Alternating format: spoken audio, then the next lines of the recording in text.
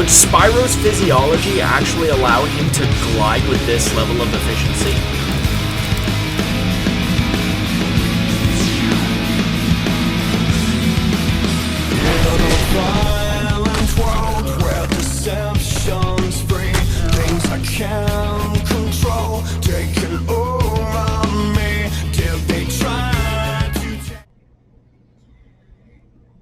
Since when was Raiden ever concerned about anything other than himself? My name is Brian of Chamber of the Wraith. Welcome, and today we're going to be analyzing the Mortal Kombat Aftermath reveal stuff. We're going to be analyzing the trailer, we're going to be analyzing the story stuff, and I will be giving my thoughts on the friendships that we've seen so far. Yes, friendships are back. Fun fact! The last time friendships were in a Mortal Kombat game was Mortal Kombat Trilogy, which came out September 1st, 1996. The gap between there being fatalities in Mortal Kombat and Trilogy and in Mortal Kombat 11 is a span of time that equals my life. A 23-year gap. Madness. Anyways, let's begin with the analysis right now. Our work is finished, Liu Kang. Lord Raiden. It falls upon you to architect a new history. Then together, let us begin. First thing I want to make mention of, the ending that's canon is the 3-round version of the ending, where Kitana's not involved at all, and it's just Raiden and Liu Kang at the beginning of time, instead of Liu Kang and Raiden working together with Kitana in the Cretaceous period to do that. So, that's interesting. Cease, Liu Kang, before you doom us all. Shang Tsung? And not just Shang Tsung coming out of that portal. We got Nightwolf, which, again, this is weird, that an objective good guy is hanging out with this dude. And then there's this guy. We haven't seen him playable since 2006. Fujin, ladies and gentlemen, is ready to rock and roll. And believe it or not, this is the second most hyped character I have hyped for. And even if it's only just by a little bit, I'm actually hyped for him slightly less than another character. In defeating Kronika, you destroyed her crown. Without it, you can't restart history. And yeah, notice that all 5 of them are there, and then he's trying to fix history himself. Send me into the past to steal the crown from my island before the hourglass shatters. Why are we listening to this snake? Because I am a snake who's toiled beside Kronika, learning her secrets. I know them. Do you? Do you? Cary Tagawa, man! Such a good Shang! That scene is going to be really good.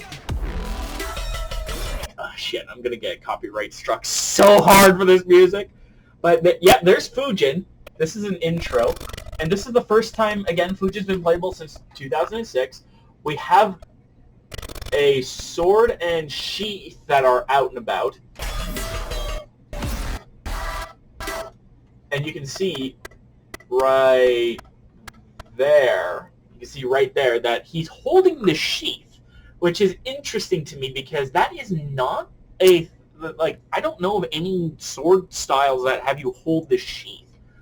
And then we get the wind pull here, but notice that it's Blue Eyes Raiden. So this is still God Raiden. We don't have like a pure human Raiden skin, which makes sense because what would be the point? So he has this pull in with the wind into a string, spinning you around, and then he kicks you back. And this is the first look at a new stage, right about here, in Kronika's Keep. We're fighting some... Oh, this is Sub-Zero. We're going to be talking about those skins too when we get to them, but we're in the Kronika's Keep arena. So this is one of the new arenas that we'll be getting. All the wind stuff just looks amazing, right? Like, he's, like, if we go back and have a look at this full string here. Right. He juggles up, then slams you down. Hang on. Performance issues. There we go. And then he amplifies, probably a special move of some kind, to launch the opponent back up. And here's our second look at another stage, our next stage. This is the Deadpool, which is very nice to see because this is a classic stage. This is it's always good to see another classic stage here. And then we get Fury Kicks, which, boom, that's a special move. He uses the wind to kind of slash you with the sword there multiple times. And then here's the third stage, the third new stage. This is the Soul Chamber, which is kind of looking decrepit, but regardless, it is looking pretty sweet.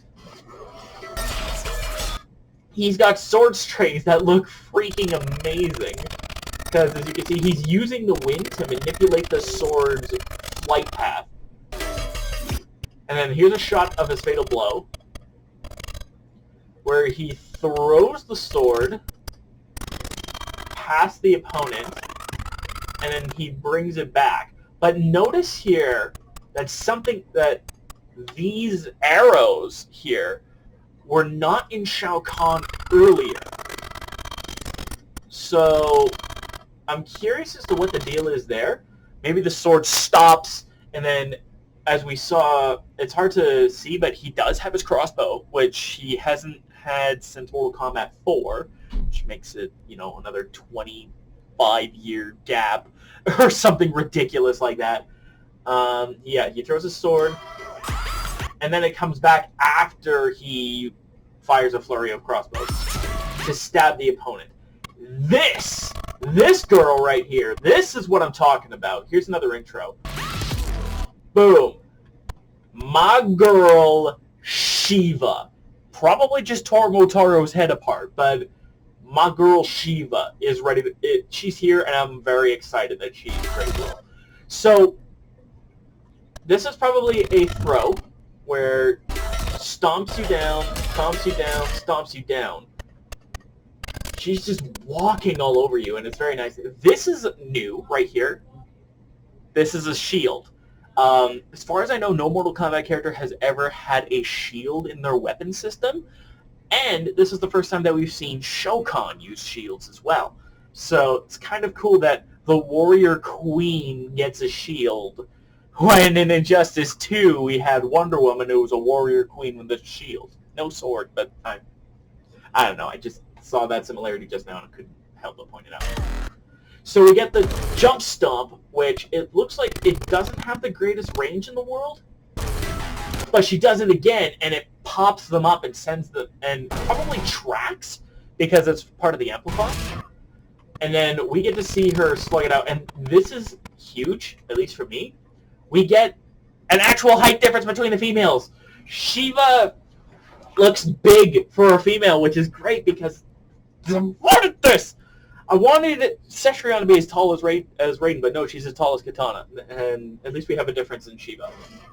Punchy punch. And then this is a... So she punches, which is a launch, probably, and then it...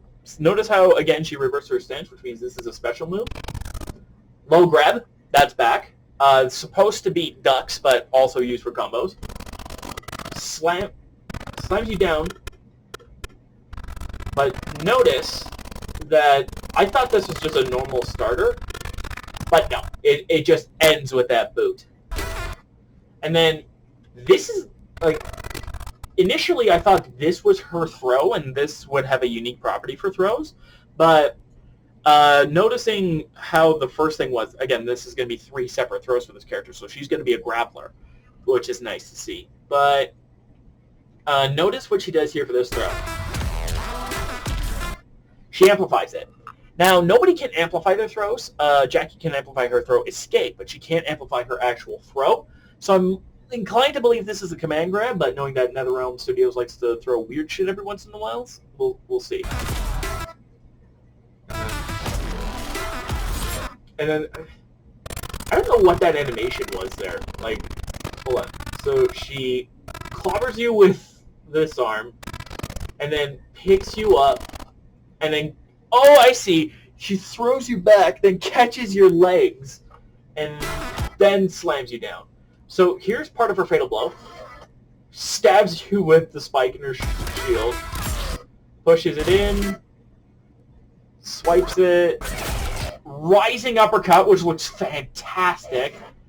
Comes down and ends it with this mighty wham right to the body.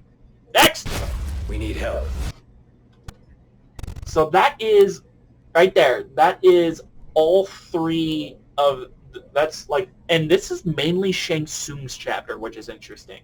So Shang Tsung's in, and he's surrounded by the 2 DLC we've seen so far. But whose help? This is where I got nervous. Sindel is back. And that leaves me just a touch nervous because we've seen how they treated Sindel now.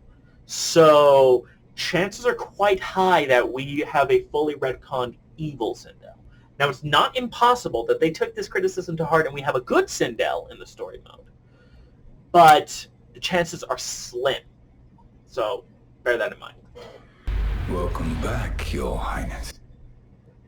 Notice that he basically said the same thing that Quan Chi did. What have you done? What have you done? Kitana's not happy about that. So we get the electric swords again, killing demons. I just realized that's Nightwolf's scream. Fujin's there. And this, I think this is very interesting. This is, because when we see cyber ninjas in story-based things, we usually see them associated with Lin Kuei. In MK9, it was Sector and Cyrax and Cyber Sub-Zero, and they were fighting each other. In MKX, we had no cyber ninjas, but again, it's all of the Lin Kuei. I think this is the first, like, Mortal Kombat 11, and in its story mode, it was Sub-Zero, and Hanzo is in there, but Hanzo and Subby are now buddy-buddy, so it makes sense. But this is the first time that somebody not directly associated with Sub-Zero fights a cyber ninja in the story mode of a NetherRealm game, as far as I know. I must ask, Sorcerer, how long before you betray us? Always a good question to ask, Shang Tsung. Okay, so here's the thing. A lot of people have been saying that this is Cassie Cage. They think it's Cassie. It's not. This can't be Cassie Cage. And I'm actually going to do something I don't usually do, which is apparently show lumetri scopes, but it's actually the effect control. So I'm going to show you what I mean. By the way, these guys coming out of the portals, they're Shokan, which, again, more Shokan there. Note that when she gets clobbered, if this was Cassie, her ponytail is a lot shorter, and her hair is darker in color. So I don't think this is Cassie Cage at all. It's just a similarity that somebody has picked up on that is not actually there. So she gets creamed. Also, the face doesn't really match either. She gets creamed by this Shokan. And then the Shokan are going after the Special Forces, which I don't know if this is supposed to be an alternate take on the invasion of Kronika's Keep, but that leaves me a little bit nervous. That laugh, always. Never trust somebody who laughs like that. And then here's the first thing. This is the first time we've actually seen this. First off, Sub-Zero actually gets to kill Scorpion in the trailer, which is nice to see. But it's done with a stage fatality. The Deadpool fatality, this is the first time the hooks are used. But regardless, bye-bye. And I wonder which stages are going to have stage fatalities. We know the Deadpool's going to, based off of this. But in the last time they implemented stage fatalities as DLC, which was Mortal Kombat X, 3 stages had stage fatalities. The Pit had one, which it was free. I can't remember if it was free DLC or not, but it was DLC, so that made sense. And then 2 stages in the base game got it, which was the... I'm trying to remember what it was. It was the the docks. Yeah, the docks, and it was the refugee camp stage. And here, I can't imagine it would be too different. I'm willing to bet that the stages that will be getting stage fatalities will probably be this one. It'll probably be this one, the Coliseum Beast Pen, and probably Kotal's Coliseum. But I wouldn't be surprised if there were others that got stage fatalities or completely different ones, but we'll see. She can aid us against Kronika. Okay, so first off, she can aid us against Kronika. I don't know who's got the blue fires here, but Sindel shuts down Cetrion somehow. I was her protector for life. Shang Tsung, he's... This is interesting because they traveled back to the time where to work with Kronika Jax, which is weird, but we'll see. Far too dangerous, and I doubt his new allies realize quite how dangerous he is. Kronika is noting that shit's gonna hit the fan here. No one can predict what happens next. Not even me. Okay, now, before we get too far, yeah, I can't tell you what's gonna happen. I have no idea. This might end up being a stream thing that I do. Which reminds me, I do apologize for not streaming Control or Doom Eternal in a little while. It's just, shit happens, but hopefully I can get back to doing that sometime this weekend. Maybe, hopefully. But then there's this. This is the bit where the trailer hits a brick wall for me. 10-10, need backup now. Now, first off, I want to see if I can... Yeah, you can kind of see him come in. So this is... probably, it's weird because it's dark. It's weirdly dark for what I think it is, but I'm pretty sure this is actually, no, this being an outro makes sense. I don't know why the cop's showing up here though, but yeah. So there's two different outros being shown there, I think. You are under arrest, dirtbag. Yeah. Hello, RoboCop. But, hold on a second. I want to go back and have a look at something. Was it always this dark? Because I don't know if the lamps were always this dark or not, because this could be an intro-outro splice, but... Back up now. Yep. You are under arrest, dirtbag. I'm glad that they got Peter Weller back, because if they didn't, I would be very disappointed. This would be the second robot character that got his voice shafted, if that were the case. But really? I understand that NetherRealm was probably going to have a guest character anyway. And I'm going to switch to big screen here, because I got to talk about this. So, there's probably always going to be a guest character here, so I'm not mad that they picked another guest character instead of Ash Williams, whose deal pretty much fell through. So we're not going to get Ash Williams in Mortal Kombat 11, as far as I know. I'm afraid. But did it have to be RoboCop? Did it actually, factually have to be RoboCop? They could have picked so many other characters. I might even make a top 10 video, which I've been doing criminally few of these, and I kind of like top 10s.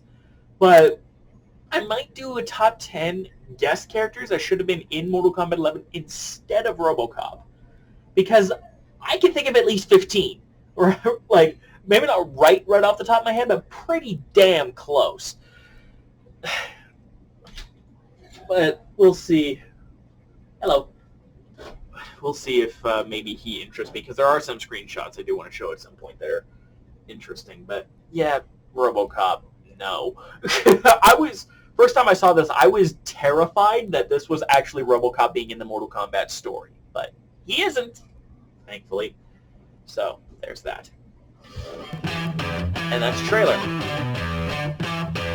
May 26th. That's just under 3 weeks from now. And then you can either grab the expansion itself, or you can grab it in a collection. Because, you know, they're trying to pull the Street Fighter V approach, which I'm wondering if that's just the best way to make a fighting game a live service. Probably isn't, but it's just the way they went with. And then, yep, free update. Stage fatalities, friendships, and new stages.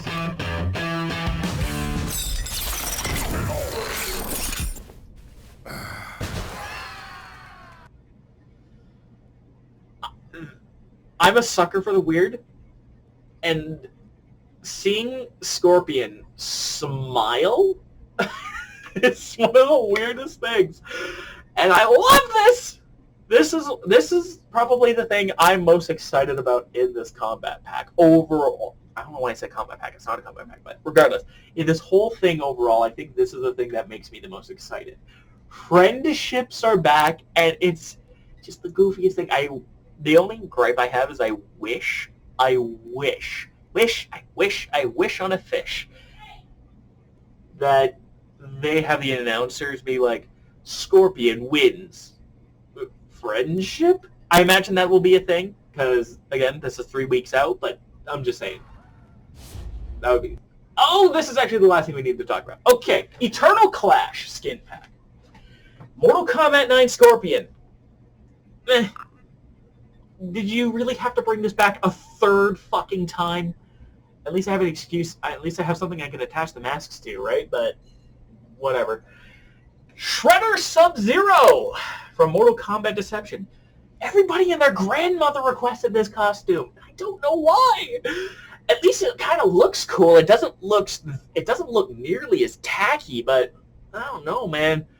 And then there's Human Frost, or Human Frost. I think they're just going to go for a classic Frost approach, because it's Deadly Alliance with the Lin Kuei thing and the mask.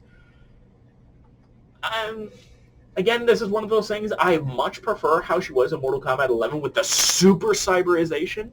But then somebody pointed this out at a certain point to me sometime today, because this trailer was out like 12 hours ago as of recording this. There's lines here, so she's still got the cyber thing to kind of explain how she's going to be spinning like a top and all of that, but hey, for all those Frost fans wanting the classic costume, I don't know why, but sure. Well, I guess he's had enough of that. So that's that, basically. Wait a minute. Oh! Hold on, I just noticed something. Okay, so among all of the logos down here, you have all of the trademarks through Orion at 2020 MGM. So RoboCop and RoboCop 2, so it looks like that's the basis that they want. So so this is something I noticed. In among all the trademarks, we have PS4, Xbox One, Nintendo Switch, Spawn being trademarked by McFarlane Studios, Skydance for Terminator, Stadia, PC, and then this is where it gets really interesting. NetherRealm Studios, WB Games, okay, yeah. Hello. Just in case you can't see that well, that is the DC Comics logo. That is the DC Comics logo right there. Alright? And we know that the Joker is here, right? We know that Joker's here, so it kind of makes sense. No related characters and elements, because they had all of those characters and such. Right? So, alright. Sure. But here's a question. We have 4 guest characters now. All of them from different companies and different license owners. Skydance for Terminator, MGM for RoboCop, McFarlane Studios, Todd McFarlane Studios for Spawn, and DC for the Joker. DC is the only one of those logos that is presented alongside what the game console is for and who makes it. And it's telling to me that the DC Comics logo is only a couple of steps to the right from the NetherRealm Studios logo. Which leads me to believe that... leads me to a question and a wonder. And a wonder and a question. Is Mortal Kombat considered a DC property now? Because I can't see any other reason for them to have the DC logo with the other two logos for who owns Mortal Kombat. That is very strange, and this might warrant some discussion in the near future. But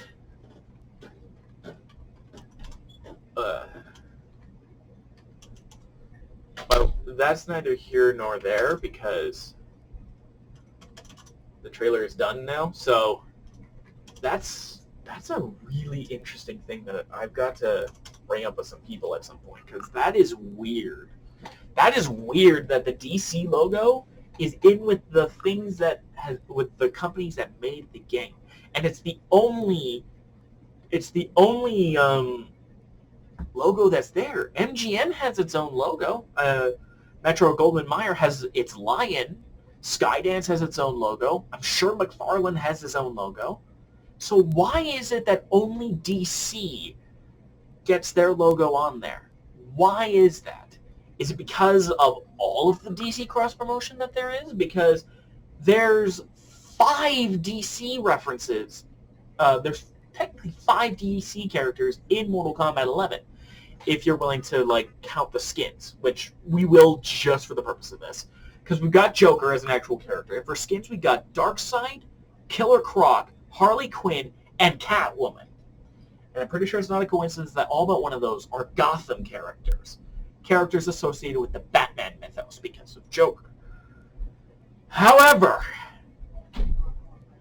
I would not be surprised if it turns out that the DC logo is there is because, in a weird way, Mortal Kombat is part of the DC universe now. How's that for spooky?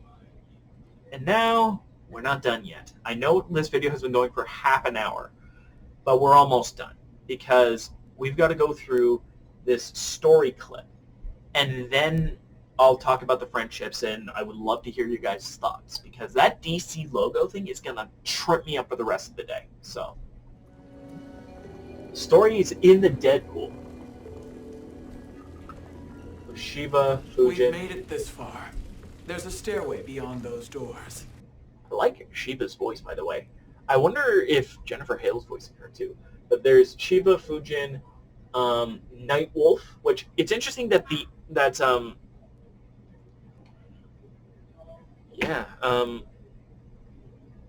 no, wait, that's all 3 of them. That's all 3 of them for that combat pack, because it was... Okay, sorry, I got sidetracked. So every single DLC character is involved in this, except for the guests. Thank Christ. And at the top, The Soul Chamber. I feel it. So Shang Tsung's disguised himself as a Shogun. I don't know what's in this coffin, but we'll learn that soon enough. So there he was, neck deep in shit, cowering the business end of an outhouse. He picked a bad place to hide, and the worst place to die. So I like that little story thing that he was telling with the Tarkatans, that as he was trailing. Cat, you were literally just outside. Ugh. Cats. Hello, Baraka.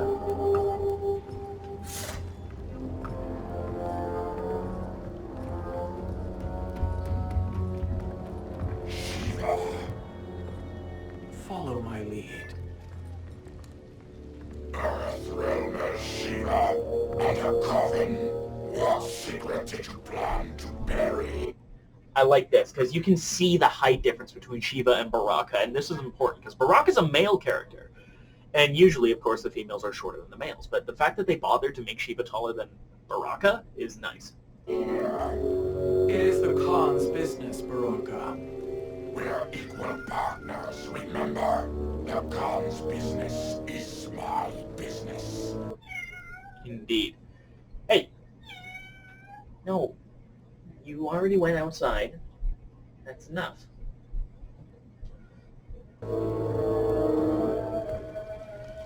Okay. And this is very cool, this bit right here, because it's a Mortal Kombat 9 tie back, which works really well. You are not Shogun. I know that scent.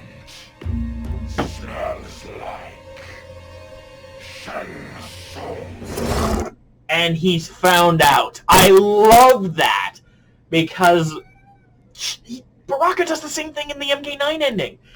Shang Tsung pretends to be Shao Kahn, and he kills him because he sniffs out Shang Tsung despite his new form. And I like that. I also like that that means that Shang Tsung's shapeshifting has a weakness, in that anybody with a keen sense of smell rats you out.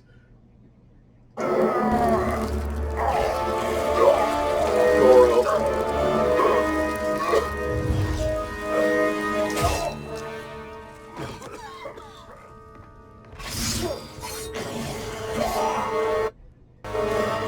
Notice that all of these lower Tarkatans have bone blades too, and then that Baraka's the only one with metal blades. How's that for strange bedfellows? What do you say we skip the preliminaries and y'all come with us quietly? We'll have a nice friendly chat with Katana Khan. This is the bit that surprised me. So these are Katana Khan people. So I'd be curious to know what Katana's up to at that point. It's okay. There's no time for chat. We must get to the Soul Chamber urgently. Then go on and get to it. We're taking Shang Tsung and that coffin. Out of desperation, Buddy ends up in the drink and melts. And then it's fight time. I think we're gonna get a Nightwolf versus Iron Black fight too. That would be pretty sweet. That would be pretty sweet to see. So there wasn't a whole lot to analyze there from a gameplay perspective, because it's mostly just, you know, story stuff, and not too much happens. Oh wait, I think I forgot this bit with My sincere apologies. yeah, the fight begins. So nothing too crazy that we missed there. And then the only thing that we really need to talk about now are friendships, and I'm just going to go into here because you're going to see them without audio as I'm talking about them. These things are so friggin' funny. Noob Saibot, the resident edgelord, playing jump rope with his shadow clones and dancing pretty sweetly too. Kano's roasting sausages ties into the intro. That Scorpion one we saw already, and Sub-Zero running an ice cream thing, I guess? That's pretty cool. I thought that was... I think these are just super freaking cute. And I can't wait to see more. That is going to do it for this analysis, though. I hope you dig the... intro outro thing that has been going on, where I kind of changed tracks, because come July, we're going to be getting I'm going to be making a brand new intro, outro sequence, and then be scoring them individually throughout the rest of the year, because I want to mix things up. So don't forget to be awesome, guys, and I'll see you on the other side.